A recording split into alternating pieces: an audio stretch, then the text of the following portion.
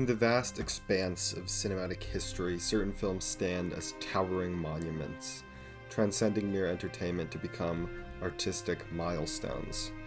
These are the epic films, colossal in scope and ambition, weaving intricate narratives against the backdrop of historical ages or grand characters. They mesmerize audiences with their sweeping cinematography, memorable cast, and profound themes. Epic films have a unique power to transport us to distant lands and bygone eras, immersing us in worlds both familiar and fantastical. From the ancient battlegrounds of Troy to the far reaches of outer space, these cinematic masterpieces capture the essence of the human experience on an epic scale. Through their detail and spectacle, they offer not only entertainment, but also a show of how bold cinema can be. These are the 10 biggest, baddest, most epic films ever made. Number 10. Dune, Parts 1 and 2, directed by Denis Villeneuve. Frank Herbert's mammoth novel was considered unfilmable for the longest time, and for good reason. But Denis Villeneuve took on that challenge and succeeded. There's never been a recent science fiction film on the scale of Dune. Most importantly, Dune has both scale and detail. Every inch of this world feels real and lived in part due to Patrick Vermont's jaw-dropping production design. Every piece of Dune 1 and 2 fit together like a sandy puzzle. Denis Villeneuve has been making some of the best sci-fi films of the last decade and using seamless visual effects to make the impossible feel real. Nothing is spared in this modern epic that proves to the world that large-scale cinema doesn't have to pander to make a profit. Number 9. The Human Condition Trilogy, directed by Makoshi Kobayashi. When it comes to calling a film epic, scale and runtime are some of the most important boxes to tick. While neither of these denote quality, they are part of the language of epic cinema. So over the course of 2 years, Makoshi Kobayashi filmed the Human Condition Trilogy, which over the course of 9+ hours follows the journey of Kaji, who transitions from being a labor camp supervisor to an Imperial Army soldier and eventually a Soviet prisoner of war. With a large runtime, Kobayashi fills each scene with energy and life. This makes the trilogy entertaining despite the time investment. The set pieces of the film aren't complex. Rather, Kaji finds himself in wastelands and destroyed villages. The cinematography of this epic is beautiful but bleak, never flinching from the horrors of Japanese-occupied Manchuria. The scale of the story is in step with the massive themes of the tale involving Kaji's internal and ethical struggles. The human condition is all about whether a moral person can survive in a harsh world. And just like Kaji, you too are worn down by the events of these films, but must carry on. Number 8. War and Peace, directed by Sergei Bondarchuk. Leo Tolstoy is one of the most intimidating writers of all time, and his book War and Peace may be the most legendary book ever written. Adapting over 1,000 pages of dense social, political, and military history into an average-length film is impossible. So Sergei Bondarchuk reduced War and Peace to a measly 7 hours. While this runtime might make a movie boring, there is so much to get through in this tale that every moment is action-packed and not a scene is wasted. Bondarchuk almost tries too hard to make his film constantly interesting. Bondarchuk presents what is to this day the largest battle scene ever filmed, with over 12,000 extras and 24 tons of gunpowder used in the Battle of Borodino. This is just a taste of the massive scale of War and Peace. Despite the vast scope of the story, War and Peace remains focused on its characters. The film explores the lives, loves, and inner struggles of its protagonists against the backdrop of war and social upheaval. Pierre Bereznakov, Nasha Rostovna, and Prince Andrei Bolosky are among the central figures whose stories anchor the immense narrative. Bondarchuk's adaptation is in every way the definitive version of Tolstoy's epic novel. Number 7. Ran, directed by Akira Kurosawa. Kurosawa is a name that commands respect in the world of filmmaking.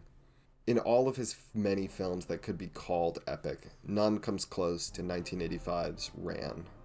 Based on William Shakespeare's play King Lear, Kurosawa pulls out all the stops in terms of scale, action, and drama. Kurosawa has long been a Shakespeare fan, adapting Macbeth and Hamlet before, but no other film of his has felt more innovative than Ran. The title of Ran translates to chaos or turmoil in Japanese, which aptly describes the central theme of the film. While it may be hard to follow at times, Ran is always entertaining. Featuring some of the most impressive battles ever filmed, Ran never falters in its historical accuracy, winning an Oscar for Best Costume Design, and for good reason.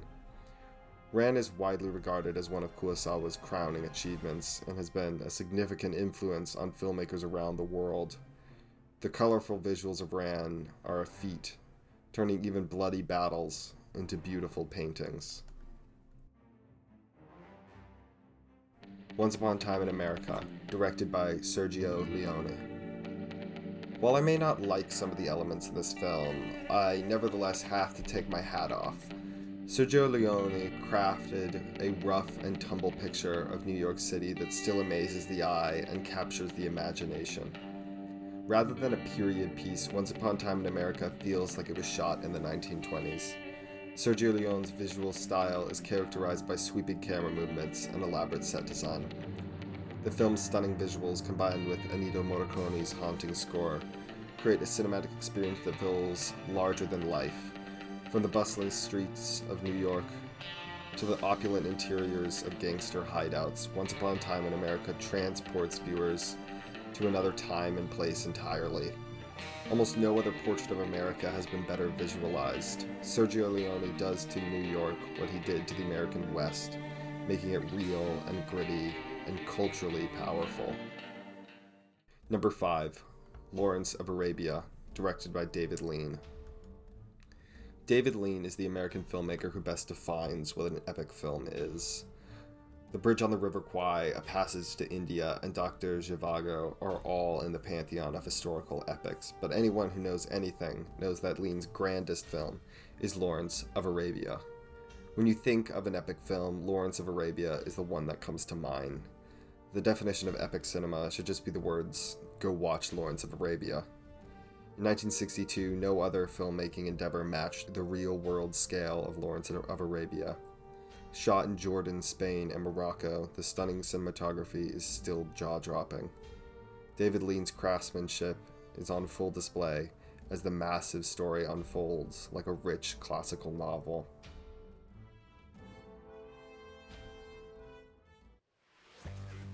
Number 4, Akira, directed by Kashiro Otomo. The film that introduced the world to anime, a powerful work of science fiction and still one of the most well-animated films ever made. Akira is a phenomenon that never gets old.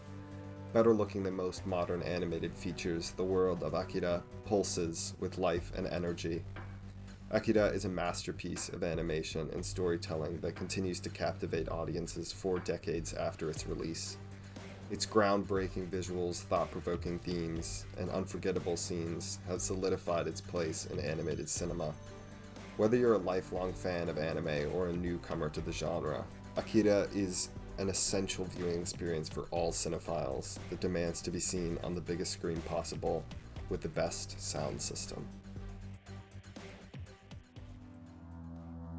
Number 3, 2001: A Space Odyssey, directed by Stanley Kubrick.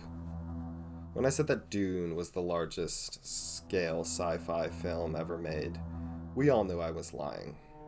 For almost 60 years, Stanley Kubrick has controlled the genre of science fiction with his greatest masterpiece. 2001 is one of the cores of modern cinema, influencing almost every filmmaker after its release. The visual effects are still flawless, which boggles the mind. The story takes elements from almost every other major idea in science fiction and combines them all. Filled with massive spaceships and violent apes, Kubrick unveiled a film with a scale not seen before, or, to be honest, since. After finishing 2001, I feel like I need a nap. My brain is fried after experiencing this monumental filmmaking triumph. Number 2, The Lord of the Rings trilogy, directed by Peter Jackson. There is perhaps no larger accomplishment in cinema than Peter Jackson adapting J.R.R. Tolkien's masterwork. If Dune was unfilmable, then The Lord of the Rings was untouchable, but against all odds, art won out.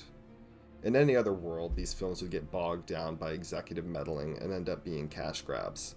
The team that created this trilogy loved the original source material. These films are a love letter to the world that Tolkien created, which is why it's such a massive and awe-inspiring creation. The story of The Lord of the Rings is simple, but uses its classic quest format to explore the massive scope of Middle-earth. Journeying across the fictional continent over the course of 11 plus hours. Yes, I am talking about the extended editions here. We all know that they're better. At its core, the Lord of the Rings trilogy explores timeless themes of courage, friendship, sacrifice, and the struggle between good and evil. The epic scope of the story allows for a nuanced exploration of these themes.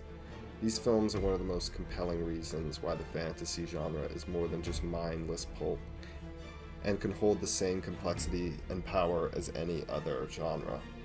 From groundbreaking CGI to the amount of detail in every prop and costume, Peter Jackson breathed life into a world that many people thought they would never see up on the big screen. Number 1, The Godfather, Parts 1 and 2, directed by Francis Ford Coppola. While The Lord of the Rings may be bigger and bolder and grander than Coppola's picture of criminal America, nothing feels realer than The Godfather. Spanning almost 50 years, The Godfather 1 and 2 are a tale about the soul of America. With a large cast of memorable characters, everyone in The Godfather is written with depth.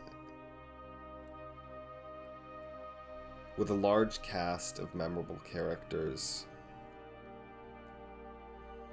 Even though there is a large cast of characters, all of them are memorable. Everyone in The Godfather is written with depth and realism. Michael Corleone's slow evolution from an honest man to a terrifying family patriarch is one of the greatest arcs in film history. Gordon Willis provides some of the best cinematography of all time.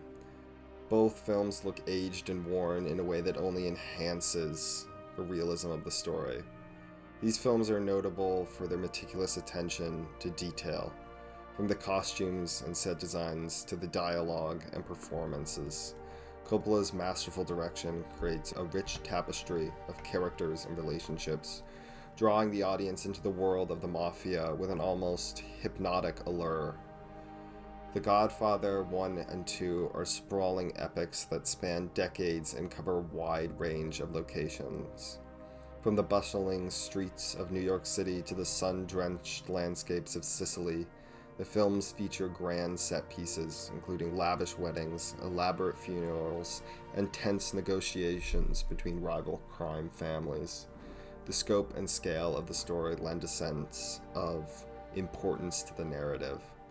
Overall, The Godfather and The Godfather Part 2 stand as towering achievements in the world of film. They are two of the most universally acclaimed movies ever made, and exemplify the epic scope and timeless appeal of the medium.